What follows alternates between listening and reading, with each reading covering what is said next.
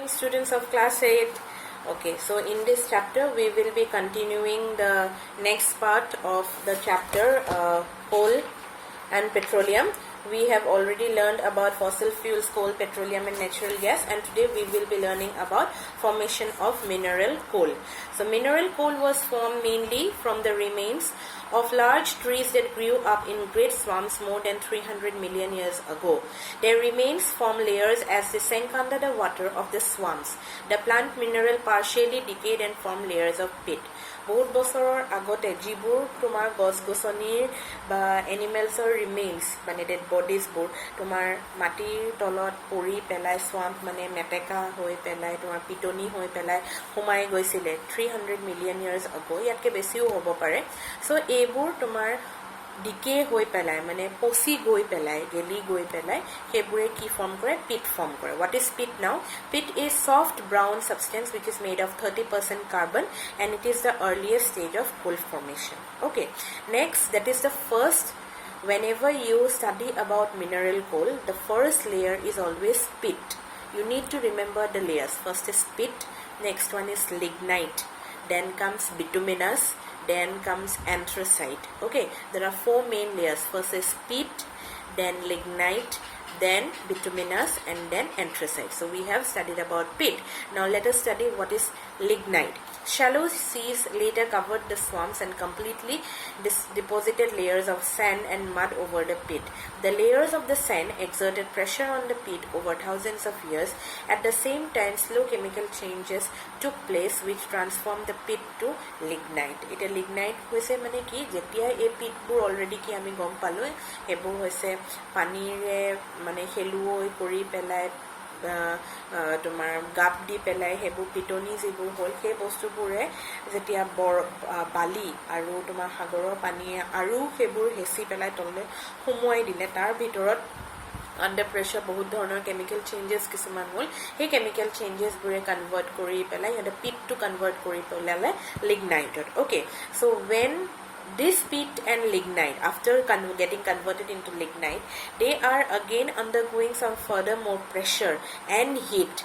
Okay, because it's the interior of the earth, so they are getting converted into bituminous coal, which is a little bit harder than the previous two stages, and further it gets converted into another state known as the anthracite coal, which is the hardest form of coal. Okay, so since coal is formed by conversion of the dead plants and animal, it mainly contains one ingredient. You need to remember that is carbon. Okay, so the process of conversion of dead plants and animals into coal is known as carbonization. So we have already learned, I have already told you that the types of coal are mainly peat, lignite, bituminous and anthracite. There are the four types of coal which have carbon content in them. So that is only given in your book. You need to just read it out like this. Lignite has carbon content of about 38% and is regarded as the lowest grade of coal.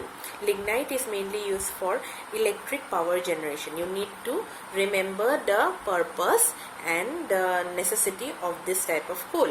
Bituminous has about 65% of carbon and is mainly used for power generation, and to make a different type of coal called the coke bonabor karone bituminous coal bebohar kora hoy. Anthracite to ataitke hardest coal hoy aru tat 90% carbon thake aru coalor ataitke best quality to anthracite coal boli bebohar kora hoy. Acha eta coke mane ki? Coke is a hard and porous substance. Porous mane hoise jot majot je bubbles, air bubbles or nisina kisman bostu thake jitu absorption quality thake, that is known as a porous substance. Okay, it is a hard and porous substance. It is mainly used to separate iron from iron ore.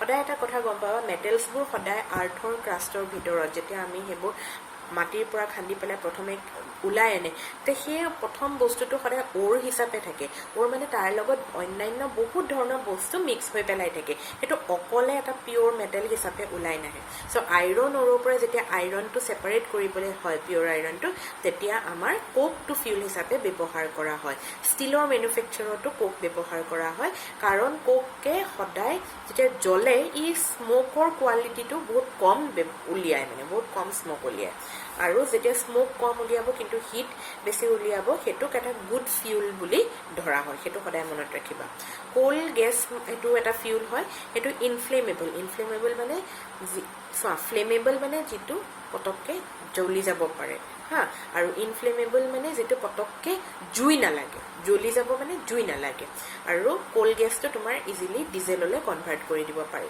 কোল টাৰ মানে কি হৈছে এই যে ৰাস্তাত যে আলকটৰা যে দিয়ে ৰাস্তা বনাওতে যে লাগে এটোকে কোল টাৰ বুলি কৈছে it is mainly used in making roads it is a black or brown viscous liquid mixture of nearly 200 different substances some substances obtained from tar are used in making কি কাৰণে ব্যৱহাৰ কৰা হয় dyes paints plastic perfumes explosive and naphthalene balls এই use কিটা তোমালোকে কিন্তু খুব ভালকে মনত ৰাখিবা ঠিক আছে এতিয়া তোমালোকে জানিব লাগিব যে তোমালোকে আগতে ক্লাছত পঢ়িছিলা ন সেডিমেন্টাৰী ৰক মেটামৰফিক ৰক হয়নে নহয় এবোৰ পঢ়িছিলা ন এটা সেডিমেন্টাৰী ৰকৰ কথা লগত তোমাৰ অইল আৰু পেট্ৰলিয়াম আৰু নেচাৰেল গেছৰ কি ৰিলেশনশিপ আছে আমি হেতু পঢ়িম চাবা millions of years ago remains of plants and animals and microorganisms living in the seas settled at the bottom were buried under layers of sediments for millions of years these layers were subjected to heat and pressure these transformed the sediments into beds of rock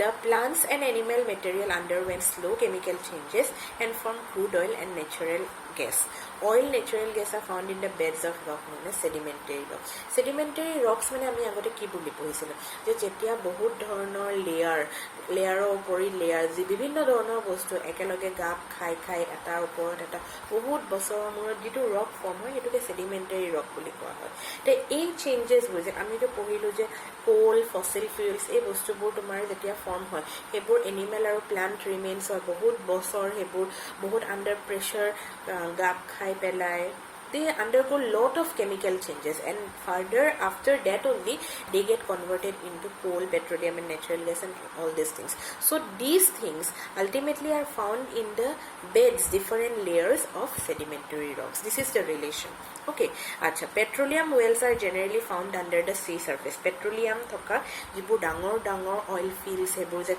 kot pai hebur sea surface মানে সাগৰৰ বেডৰ তলত পোৱা যায় below a layer of rocks occasionally there are wells of land masses ঠিক আছে আৰু এইবোৰ মানে কোৱা টাইপৰ বস্তুতে এই তেলবোৰ তোমাৰ থাকে ৰিফাইনিং অফ ক্ৰুড অইল এটা ক্ৰুড অইল মানে হৈছে যেটো মাটিৰ পৰা উলোৱা যেটো ধৰা থপথপিয়া ইম্পিউৰ লেটেৰা লিকুটিয়া ধৰণৰ বস্তু কিন্তু তাত তেল থাকে হেতু তুমি ক্ৰুড অইল বুলি কোৱা আৰু হেতু সাফা কেনেকে কৰে মানে U which is made suitable for human use hetu keneke kora jay petroleum is a dark oily liquid it has many impurities like water salt and sand moi jitu koisilo it has also a complex mixture of many substances such as petroleum gas petrol diesel lubricating oil and paraffin wax tomaloke ei bostu kita janibo laibo je crude oilat ki thake petroleum gas thake petrol thake diesel thake lubricating oil thake paraffin wax ase ei gute bostu bor crude oilat thake to he bostu gute kita ব্যবহাৰ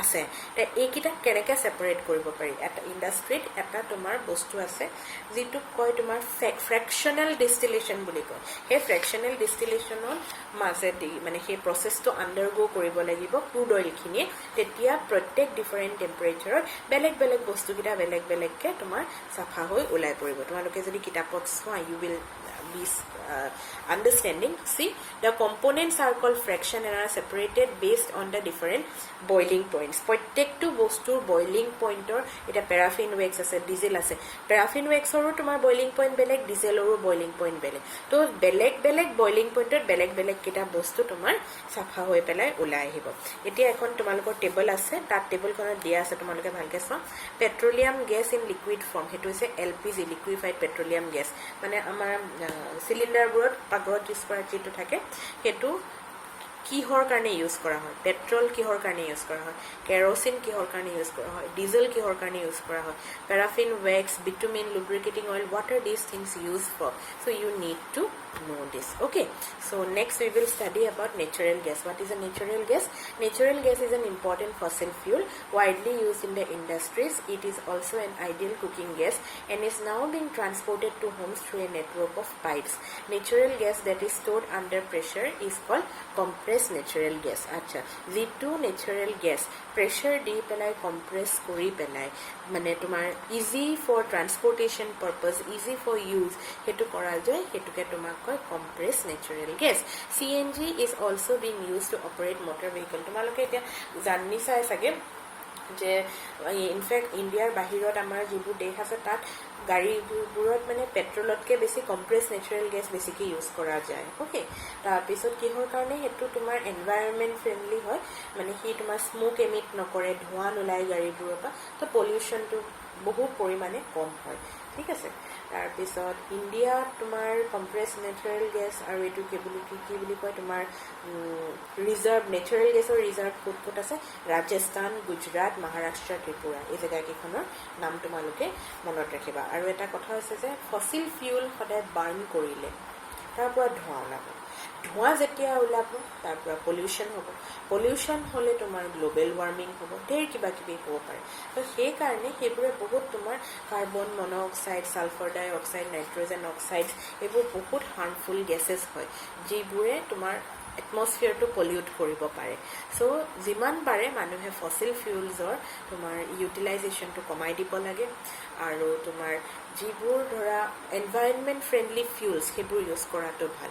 এতিয়া CNGটো comparatively environment friendly fuels, তো সেইকাৰণে people the citizens of a country should work and in fact the government also' should take steps so' that এই ধৰণৰ ফিউলছৰ প্ৰডাকশ্যনটো বেছি হয়, মানুহে ইউটিলাইজ সহজে কৰিব পাৰে, তেতিয়াহ'লে কি হয় এয়াৰ পলিউশ্যনটো ৰিডিউচ হ'ব. আৰু তোমালোককতো মই already renewable non renewable resources কি পঢ়ালোৱে.